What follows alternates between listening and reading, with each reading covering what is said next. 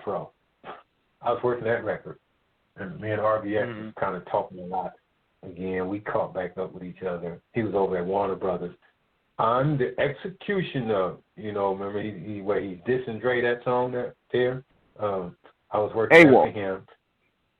Yeah, exactly. They gave me like $30,000 to do a single, and then they gave me another $20,000, then $10,000, and then they ended up not putting his album out and had to pay him like $500,000. That was the easiest fucking money I ever fucking made in my life. That shit. I don't know what happened then. Because remember when Warner Brothers dropped their whole thing?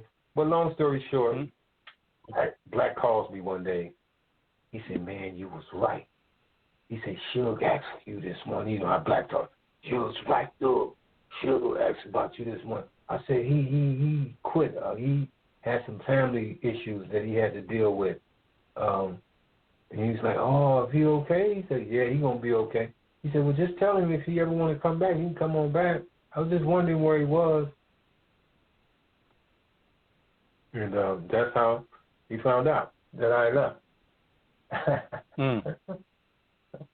Hey, you know what? No, I want to shoot this to you. I want to shoot this to you too. Now, we all know that you being behind Welcome to Death Row, that changed the guard on how a lot of hip hop films were made. I want to know what were your feelings about the Death Row Chronicles that came out, because that seemed like an updated version of what you guys did. Fuck Death Row Chronicles. I wouldn't do shit with motherfucking PET. Whatever that fucking dude from 30 for 30. Matter of fact, I was going to get, if they was going to do it, they had to pay me, and they going to sit up and tell me. They only had a $2 million budget. I'm like, well, what that budget got to do with me? You know what I'm saying? Man, well, we can only pay you, and then to show you how insulting it was. So I go over to TV One, which is right here on Wilshire, at the end of Crenshaw, when Crenshaw is over with, when you're going towards Hollywood, right? And I'm up there hollering at them because they kept wanting to holler at me. So I had already had my mind made up. I'm not fucking with no BET because it ain't black owned no more, and you trying to get niggas chicken change. So I'm already up there with, I'm Antoinette, and a nigga with an attitude. I got an attitude. You know what I'm saying? So he's talking, and he's telling me how much money he don't have, and I kept saying, man, you need to stop saying that. And then this is what made me say, I'm not doing this shit. It was only one black person working behind the scenes up there. Everybody else was white. Or Asian. And I ain't mad at none of the Asians and the Latinos that was there. But the showrunner dude, I don't get what his name is, but I think he's Latino. But he wasn't from no hip-hop. He's from 20 for 20, that ESPN shit.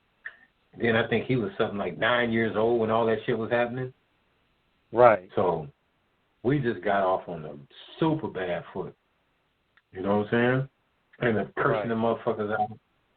And I was thinking about coming back up to my little homeboys, because I know these Pisces and these 18th Streets over off West Boulevard on the other side, right? I send them niggas up there, take them niggas quick.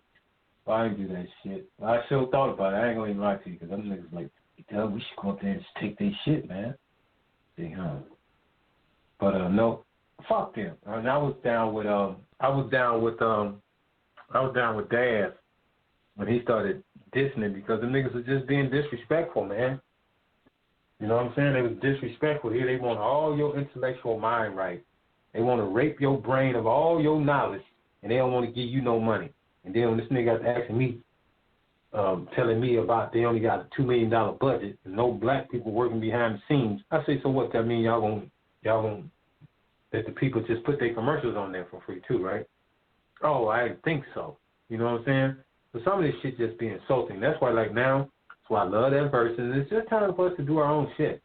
We got to stop complaining about shit we don't own. We don't own the shit no more. So, make your own shit. And it's as simple as that. And I get it. But, I just did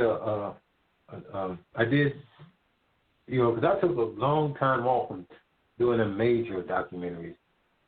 But I just did something with the